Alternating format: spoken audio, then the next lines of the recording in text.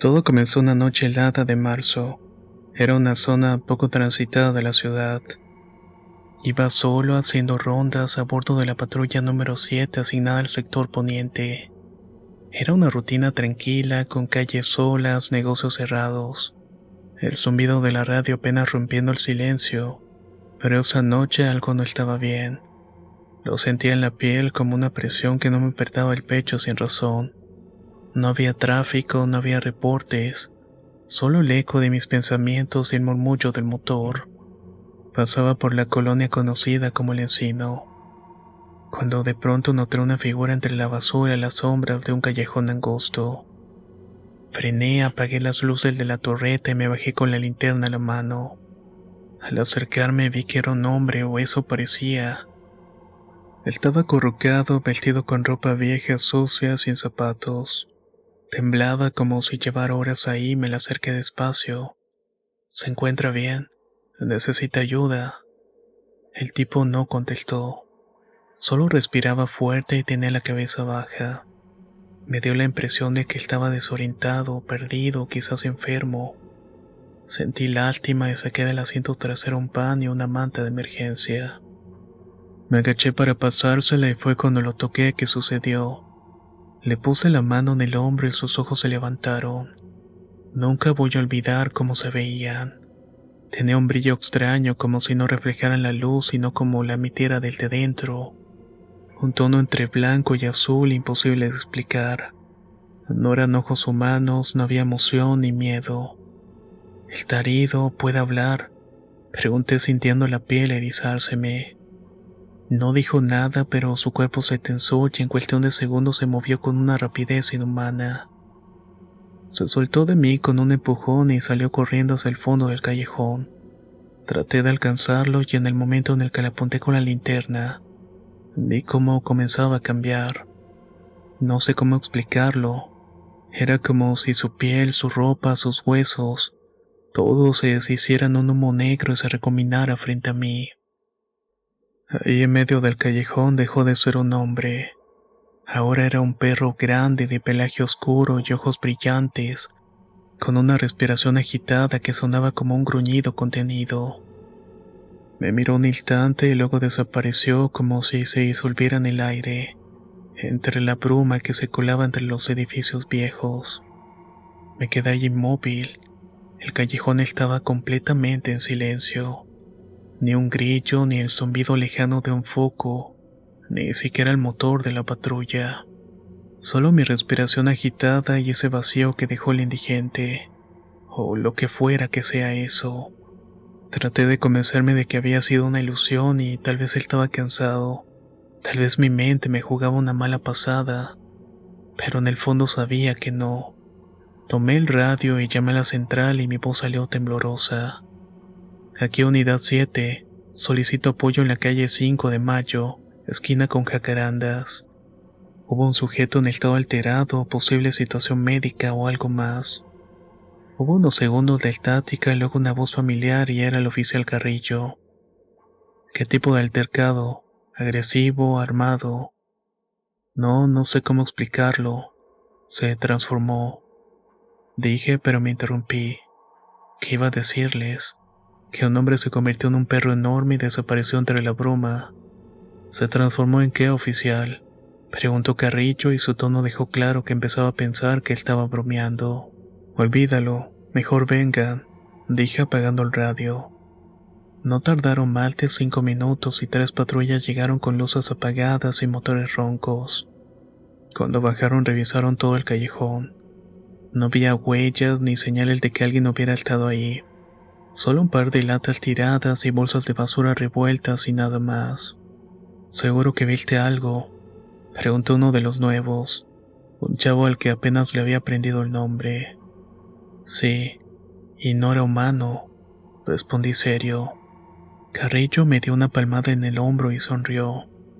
Ya te hace falta dormir más, viejo. Este turno nocturno descompone a cualquiera. No, insistí. Pero mientras los demás se reían y regresaban a sus unidades, yo volví al punto exacto donde lo vi por última vez. Y entonces lo noté. Había una marca en la pared.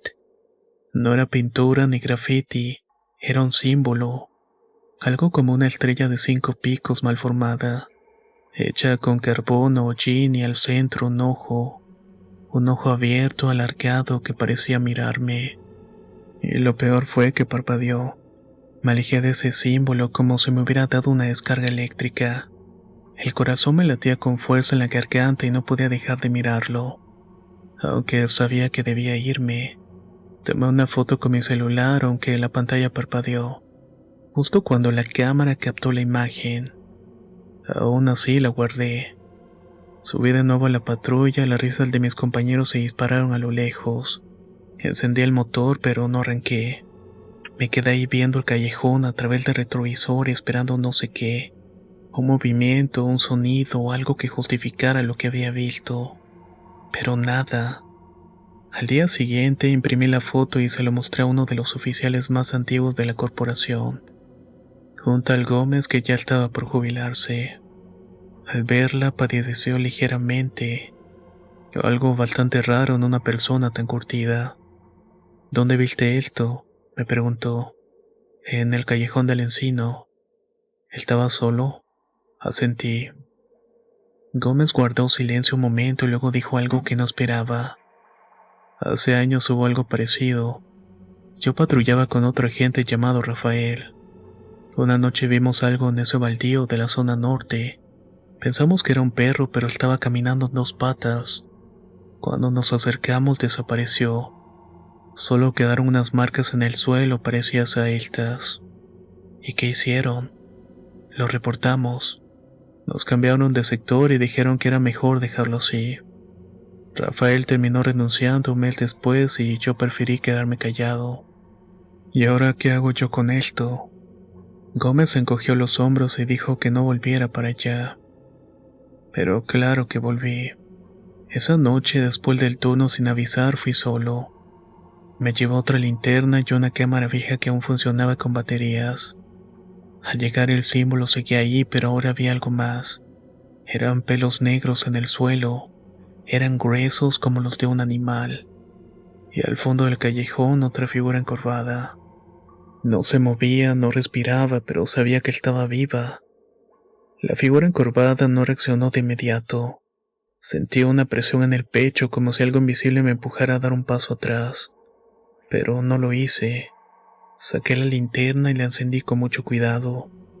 El haz de luz tembló cuando apunté directamente a esa silueta. Era la misma persona que había visto la primera vez, o al menos eso parecía. El mismo cuerpo flaco, los mismos harapos, pero había algo en su postura que me hizo dudar. Estaba demasiado quieto como si esperara que lo descubriera. «Oye», dije con voz baja esperando alguna reacción, pero no la hubo. Me acerqué un poco más y la linterna enfocaba directamente al rostro. Ahí fue cuando lo vi. Sus ojos seguían siendo humanos, pero no se movían y estaban abiertos y fijos, vacíos, como si el cuerpo estuviera ahí pero el alma no. Entonces de pronto parpadeó y sonrió. Dio un paso atrás de inmediato y la linterna se apagó sola. Todo quedó en penumbra. Apenas podía distinguir la silueta y encendí la linterna con una torpeza. Y cuando volvió a encenderse ya no había nadie. Corrí hacia el lugar donde estuvo la figura, pero solo encontré los mismos pelos gruesos y algo más. Una garra dibujada en el suelo, como si alguien la hubiera tallado con un cuchillo en el concreto. Y junto a ella una palabra escrita con lo que parecía ser sangre seca. «Ya me viste». Salí de ese lugar sintiendo que algo me estaba siguiendo. No volteé y no quería saber si era verdad. Solo regresé al auto, arranqué y no frené hasta llegar a la estación. Esa noche no pude dormir. Pasé horas viendo la foto del símbolo, comparándola con la garra en el piso. Algo dentro de mí decía que no era la primera vez que ese símbolo aparecía en la ciudad, y había decidido investigarlo. Pasé horas viendo la foto del símbolo, comparándola con la garra en el piso. Algo dentro de mí me decía que no era la primera vez. Coincidía con el comentario de mi compañero más veterano. Después de eso decidí que era momento de dejar un poco tranquilo el asunto. Aunque cada sombra en la calle me parecía viva, Cada crujido en el techo me erizaba la piel, y lo peor era esa sensación constante como si alguien estuviera observándome, incluso cuando no había nadie. Créame que después de esa noche todo cambió. Me volví obsesivo, revisaba los videos de las cámaras de patrullaje, los archivos de los turnos nocturnos, los reportes ignorados. Trataba de encontrar una explicación a todo esto, y me estaba volviendo prácticamente loco.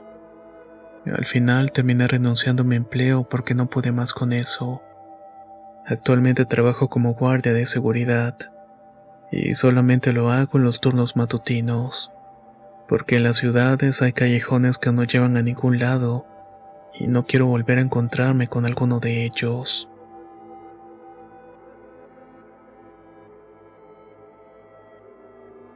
Mi nombre es Ulises, tengo 27 años y crecí en un pequeño pueblo de Zacatecas llamado La Cofradía.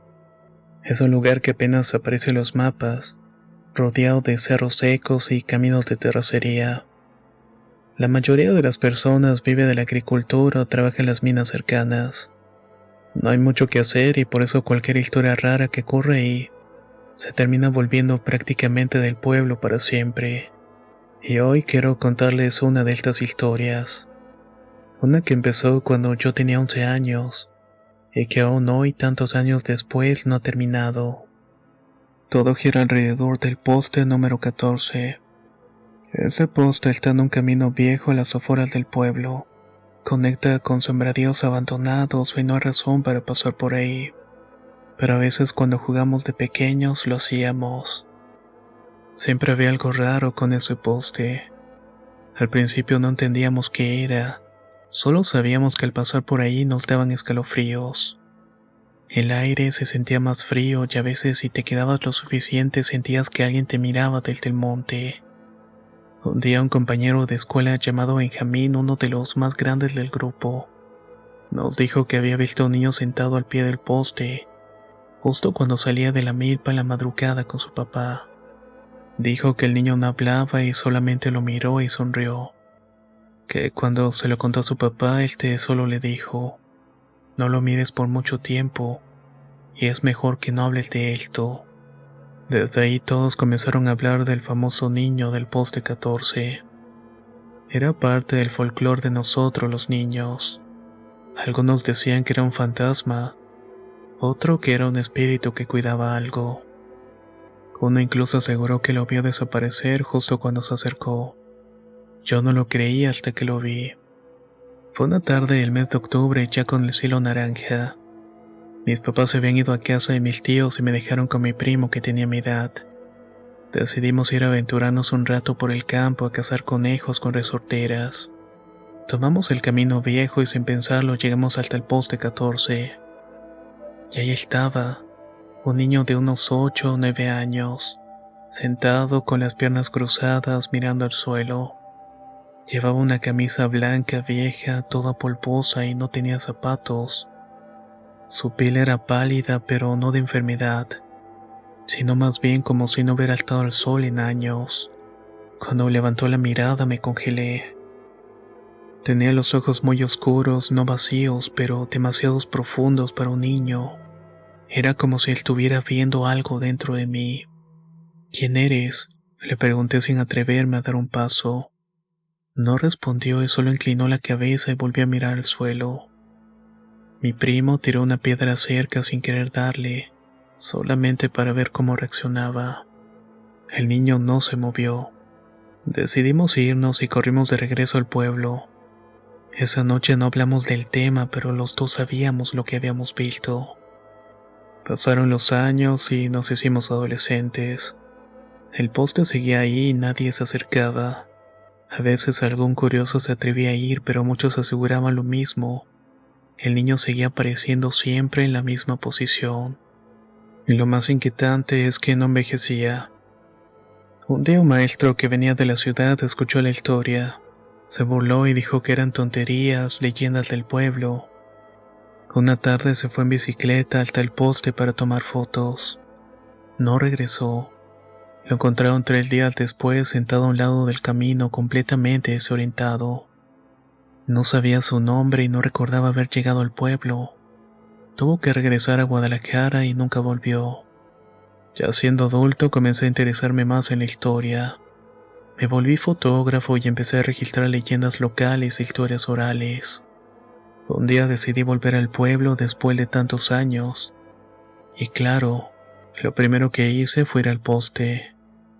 Era de noche, llevaba mi cámara y estaba decidido a registrar algo. Quería confirmar que todo había sido una sugestión infantil. Me acerqué con cuidado y ahí estaba. El mismo niño, el mismo rostro, misma ropa, sentado con las piernas cruzadas. Le tomé una foto, luego otra y otra más y no se movió. Pero esta vez me habló. ¿Te acuerdas de mí? Su voz era suave, casi como el viento.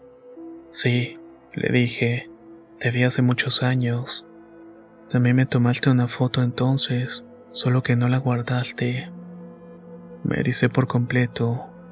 ¿Qué eres?, le pregunté. No me respondió. Le pregunté por qué estaba ahí y por qué no se iba. Me tengo que ver con alguien. Y entonces dijo algo que no voy a olvidar. ¿Te quieres quedar conmigo? Sentí que el suelo se me iba y me alejé y corrí como nunca. Volví al pueblo y cuando revisé las fotos no había nada. No me quedaron más ganas de volver o seguir investigando sobre el tema. Desde entonces la historia del niño ha seguido circulando. Algunas personas aseguran haberlo visto más cerca en el pueblo. Otros dicen que ya no está en el poste 14, sino que se mueve buscando quien lo recuerde. Tiempo después mi familia se terminó marchando del pueblo. Y no he vuelto allá para nada del mundo.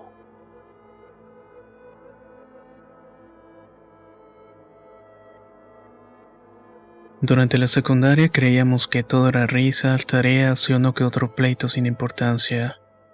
Hasta que conocimos a Miguel. Era de esos chicos que uno no entiende del todo. Callado, siempre apartado, con una mirada que parecía clavada en algo que nosotros no podíamos ver.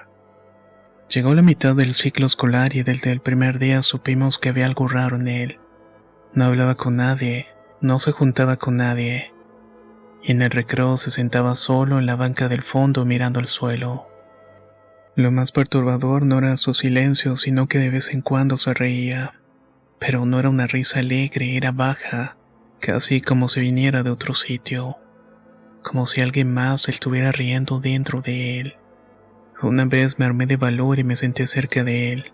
No me dijo nada durante un buen rato, pero luego murmuró: ellos no te dejan dormir cuando ya te eligieron. ¿Quién es?, pregunté. Las sombras. Me quedé helado y pensé que era una broma. Tal vez un intento torpe de asustarme, pero luego sin mover la mirada del suelo agregó: tienen hambre, siempre tienen hambre. Ese día no lo volví a molestar. Los días pasaron y cada vez su comportamiento se volvía más extraño. Hablaba solo, escribía símbolos extraños en su cuaderno. Y una vez lo sorprendieron en el baño del segundo piso raspando la pared con una navaja escolar mientras susurraba algo en otro idioma. La dirección lo mandó con la psicóloga, pero al parecer no encontraron nada preocupante. Una mañana, mientras la maestra pasaba lista, Miguel no contestó. Solo levantó la cabeza. Sus ojos estaban completamente negros. No sé cómo explicarlo, pero no había iris, nada blanco. Solamente oscuridad y todos los vimos y nadie dijo nada. «Miguel», repitió la maestra. «Aquí», respondió con una voz que no era suya. Era profunda, rasposa, como de alguien que no debería estar hablando a través de un niño. Esa fue la última vez que lo vimos. No se presentó más a clases y la escuela no dio explicaciones. Los maestros decían que se había mudado, pero los rumores crecieron. Un compañero decía que lo habían encontrado en la casa de su abuela escribiendo con su propia sangre en las paredes. Otra chica aseguró haberlo visto en el supermercado, pero no caminando, sino flotando. Un día nos armamos de valor y fuimos a su casa. La puerta estaba cerrada con cadenas desde afuera. Un letrero escrito a mano colgaba de la reja: «Esta casa está maldita». Nos fuimos corriendo inmediatamente. Las noticias oficiales hablaban de que su familia se había mudado por trabajo, pero todos sabíamos que eso no era cierto. Yo no podía dejar de pensar en lo que vi, aquellos ojos negros, esa voz que todavía resonaba en mis pesadillas. Y lo peor es que las cosas empezaron a cambiar para nosotros. El grupo que se había sentado cerca de él empezó a tener extraños problemas. David, el más escéptico, comenzó a desmayarse sin razón aparente. En uno de los desmayos cayó y se golpeó la cabeza contra un escritorio. Cuando despertó dijo que había estado en un lugar muy frío con muchas voces sumamente enojadas. Lucía, que siempre lo observaba desde lejos, una noche despertó gritando. Su madre, según nos contó después, encontró su cuarto con todas las paredes rayadas con la palabra culpable. Yo empecé a notar más cosas sutiles pero igual aterradoras. Mi mochila se movía sola. Mis cuadernos aparecían abiertos en páginas que yo no recordaba haber escrito.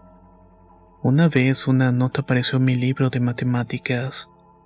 Estaba escrita con mi letra, pero ya no la recordaba. La abandonaste. Pensé que me estaba volviendo loco y dejé de dormir bien. Mis calificaciones bajaron hasta que una tarde después de clase decidí volver al aula donde solíamos ver a Miguel. Todo estaba normal, o eso parecía, hasta que lo escuché. Su risa. Esa risa baja y ronca que tanto me había aterrorizado. Venía del rincón de su antigua banca. «Miguel», pregunté con la voz temblorosa.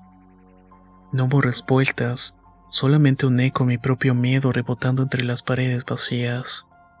Me acerqué lentamente y él estaba con su cuaderno cerrado, pero con una hoja saliéndose por un lado, y lo abrí.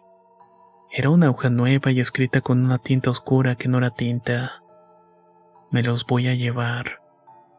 Desde ese momento supe que no había terminado. Intenté ignorarlo y le dije a mi mente que todo era parte de la culpa, del trauma. Me convencí de que eran imaginaciones mías, secuelas de la desaparición de alguien tan extraño como Miguel. Pero las cosas no pararon. Días después de todo esto, David faltó a clases. Nos dijeron que estaba en el hospital y que algo le había ocurrido durante la madrugada. Lo visitamos y estaba pálido y con los ojos hundidos y la piel fría.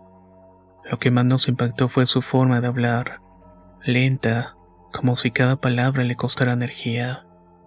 «Él vino», susurró. Estaba parado en la esquina de mi cuarto. Me dijo que ya casi era hora. «¿Hora de qué?», le preguntó Lucía, que estaba a mi lado. «No lo sé, Lucía». Nadie entendió lo que significaba eso, pero al salir del hospital algo me hizo girar hacia el pasillo. Alcancé a ver una figura que se desvaneció. Era alta, muy delgada, y con el rostro cubierto de sombras. Esa noche me encerré en mi cuarto y cerré las cortinas. Puse un crucifijo en la ventana y encendí una veladora.